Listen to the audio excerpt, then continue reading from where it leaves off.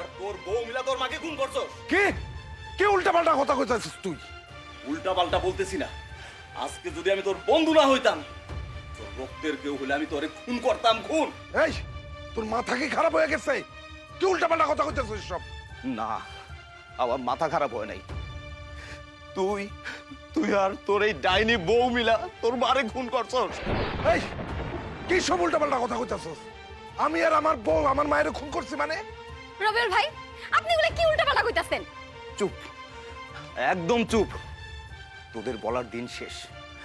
আজকে আমি বলবো, তোরা শুনবি। কি বলছিলি? তোর মার যখন যা লাগে তোর বউ তাই দেয় না?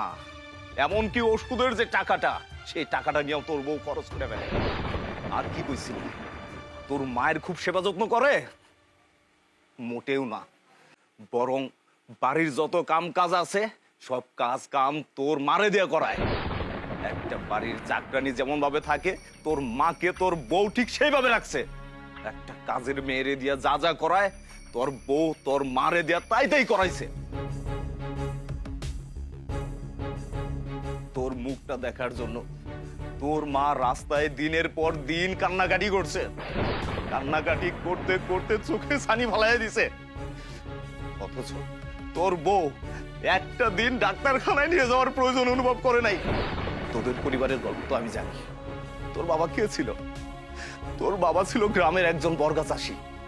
সেই থেকে খায়া না খায়া তোরে বিদেশ পাঠাইছে। কিসের জন্য পাঠাইছে?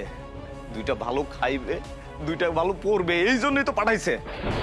এই তার প্রতিদান।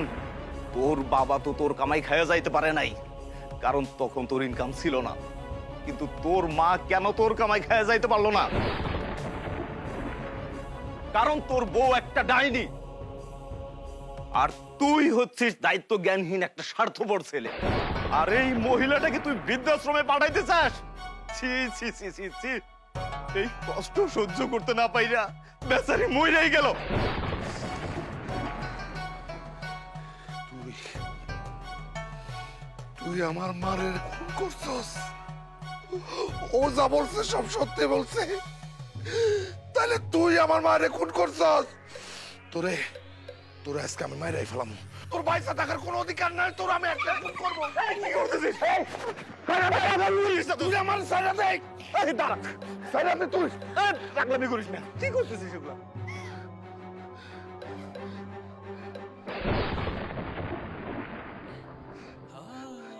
বুকের